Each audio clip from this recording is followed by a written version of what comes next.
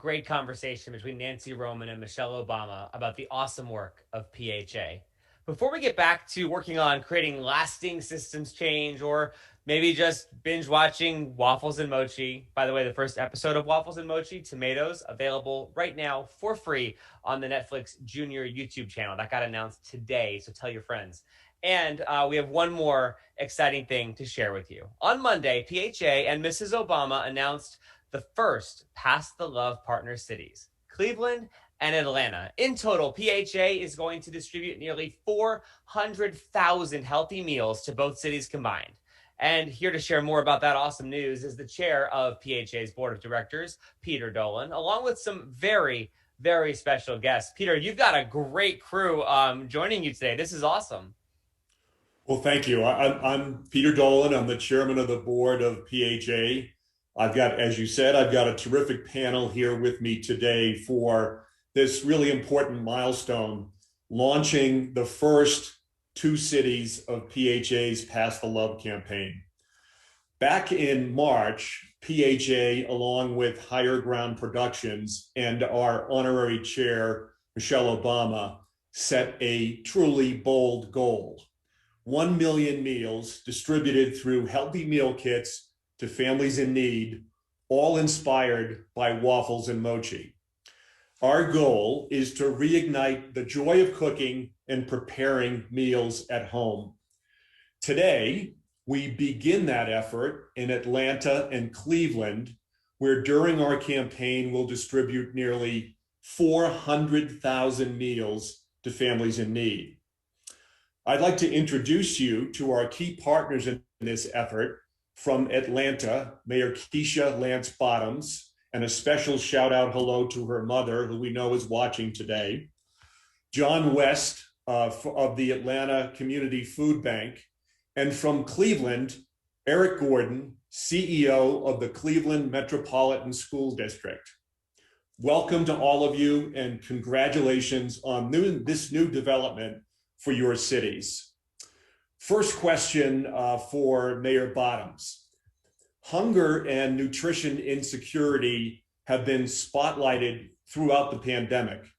How has your city grappled with these issues?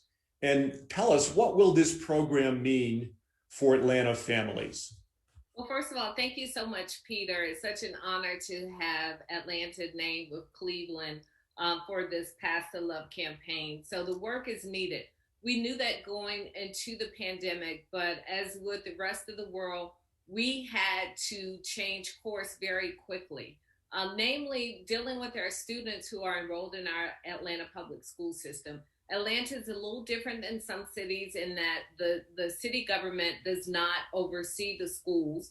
They are a separately elected school board. But that being said, obviously our children matter, and it's the responsibility of us all. So we immediately transition our parks and recreation employees, many of our other city employees, to serving meals to kids who normally would receive their breakfast and their lunch at school. Otherwise, they may not eat.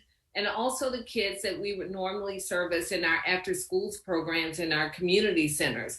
We delivered over 119,000 meals over the course of the last year. And partnerships have been so incredibly important to us, including our seniors. And so what has been almost the worst of times in so many ways has given us an opportunity to really rise to a level that I think Dr. King would be proud of, as he talked about the beloved community that we know he dreamt of creating. And we saw that in action over the last year. That's great. Thanks. One follow-up question for you, Mayor. As clearly as a mayor of a major city, you've got a complex agenda with lots of priorities. How do you think about food equity as part of the agenda for your administration? Oh, it's a top priority. We created what we call a vision of One Atlanta, and it really was based upon Dr. King's dream of this beloved community, one absent of poverty, hatred, and prejudice. And so in Atlanta, with our public schools, roughly 68% of our kids receive free or reduced lunch. we set a goal of having 85% of our residents within 1/2 mile of access to fresh food. And we know that when your body is not healthy and whole, your mind is not healthy and whole. And so this is work that even when we're not in the midst of a pandemic is important. But given what we are facing with COVID-19, it's become even more important for us to continue this work. Well, thanks so much for your leadership in this area. Let me go to Eric Gordon, who is the CEO of the Cleveland Metro Schools. You know, when we think about this in Cleveland, this distribution is going to coincide with summer break when most kids are at home, even before COVID, and don't have the same connectivity with schools and school meals. So how does Cleveland plan for this, and how will this program contribute to feeding children and families in Cleveland? Yeah, thank you so much for including us with our sister city, Atlanta, in the launch of the Pass the Love campaign. Cleveland is both a city that has a real need to address food scarcity and a real civic will to do that. And that's why the schools are so important. Unlike Atlanta, 100% of my children get free breakfast and lunch at school because of our poverty. We have the highest childhood poverty in the nation. So food distribution, particularly in summer when school is out of session, is not new to us. Last year, during the pandemic, we had both daily and weekly pickups and shuttle service. We provided produce and dairy boxes in cooperation with the USDA. We partnered with our Cleveland Community Food Bank to distribute backpacks for weekend meals, and with Children's Hunger Alliance to provide suppers. This summer, we're going to have 40 sites running all summer long to provide breakfast, lunch, and supper, as well as feeding 21 student athletic groups so far. They're still rolling in. And these boxes are going to help bridge the gap for families trying to stretch their food dollar while simultaneously helping us to continue to teach healthy food and meal preparation. So we're really excited to be a part of this with our city and with our community partners up here in Cleveland as well. That's great. You know, we've heard the word sustainability several times throughout the summit today. And a big emphasis of this program is getting families cooking together, but to build lifelong habits. How does that fit in with Cleveland Metro Schools curriculum and existing programs that you already have? Well, you know, this fits really nicely with our 2-gen programming, which is having our students and parents be learners together and be engaged together. And so having the games and the badging and that Waffles and Mochi platform, having kids cook together with their parents and learning those healthy skills together fits really nicely as part of our ongoing family and community engagement. It also fits with our formal curriculum where we have an executive chef on staff to make sure that our school meals taste good, and our dietitian and others who actually teach programming around healthy nutrition throughout the year and into the summer as well. So it's a really nice fit for what we're already doing here in our schools. Great, that's terrific. Thanks, Eric. Let me bring Jon West into the conversation here from the Atlanta Community Food Bank. PHA has a robust history of working with food banks really throughout the country. We all saw early on in the pandemic the long lines at food banks around the country, but we're now seeing persistent demand, and food banks are doing really heroic work to step up to meet this demand. What are the needs you see at present in Atlanta and at the Atlanta Community Food Bank?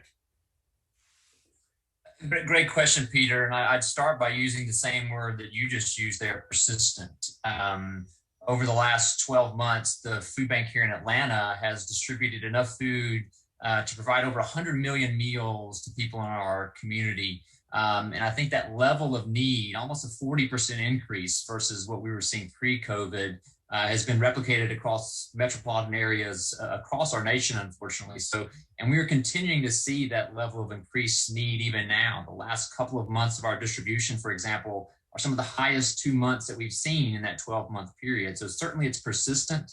I'll use another P word here, it's prevalent. There are not communities, very few communities have escaped that increase in demand that we are seeing being driven by the economic impacts of COVID. So no matter where you are, no matter who you are, odds are you've got a neighbor, you've got a friend, you've got a relative who has found themselves in a place where they're in need, where they are in need for the very first time. And then that I'll use some continued alliteration. I'll make Eric and his team happy about that with saying it's proximate, right? So we're a lot closer to people who are in need maybe than we felt like we were a year ago, right? So many of us are only 1 degree removed, maybe one check removed, right? One crisis removed from ourselves or our families, finding ourselves in that place of need as well. So our communities continue to see increased need here in Atlanta and across our nation because of that. And you talked a little bit about this, but what else can you tell us about the landscape of hunger and nutrition in the communities that you're serving? And where do you potentially see this going post-COVID?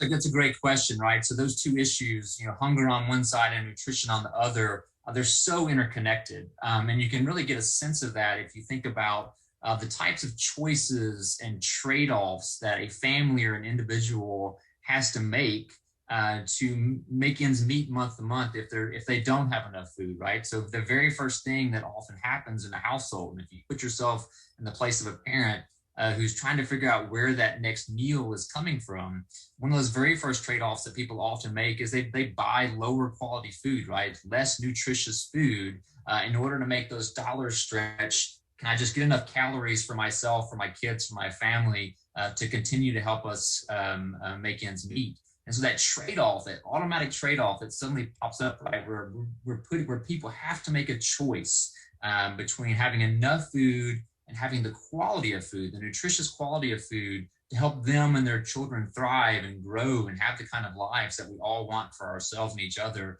That's the sort of trade-offs that we see with this issue and that we've seen replicated and really broadened here in the COVID response period. So partnerships like this one with PHA, partnerships like this involving Pass the Love, where we're able to work to have an influx, an injection, if you will. We're all talking vaccines, right? So an injection of high quality, nutritious food helps the food bank here in Atlanta achieve our mission, which isn't just to provide a quantity of food, not just to fill a void, but really to provide the quality of food that helps our families in our neighborhoods thrive the way we all want our own families to thrive. So we're excited about that partnership. And we think partnerships like this are really the future of how we continue to respond to these types of elevated need moving forward. Well, that's great. And I can tell you, we're excited about it too. We're excited to work with all of you on this program. Let me thank Keisha and Eric and Jon for being a part of this panel. Let me thank you for all the important work you're doing on this issue. Throughout the summer, PHA will be making more announcements about other communities beyond Atlanta and Cleveland to join this campaign as we work toward our goal of 1 million meals distributed to families in need. We can still use your help. Every dollar raised today by clicking on the donate button will help bring healthy meal kits to families in need. I've been working with PHA as a board member since its founding, and the work you've seen here today has just scratched the surface of the amazing impact of this organization. I'd encourage all of you to keep in touch with our team, to engage with us for new partnerships and ideas, and to stay tuned for even more work and developments in the months ahead. To our audience around the country and globe, thank you for tuning in for this exciting announcement today. Now let me turn it back to our MC for some closing remarks, along with a few final messages from our important partners. Thank you, Mr. Dolan, and thank you everyone for being part of today's incredible program. Thank you so much for watching and for joining us today. Big thanks to our sponsors as well: Novo Nordisk, Guiding Stars, Bayer, G4A. Thank you so much for enabling such inspiring convening and content today. And as I would like to also say a big thanks to the Pass the Love inaugural partners, Walmart and Blue Apron, along with Pass the Love sponsor Bounty. We are so grateful for your commitment and for your support to help bring the joy of waffles and mochi along with healthy meals to communities around the country. I'm Tommy McFly in Washington, D.C. Thank you so much for tuning in today. Please be sure you visit wafflesandmochi.org if you want to help PHA pass the love to families in need. And as we wrap up, I hope you'll enjoy a few messages from young people cooking today. And I'm not saying it's a Marvel movie, but you probably should watch all the way through to the end of the credits for a special surprise. Take care, and thanks for joining us.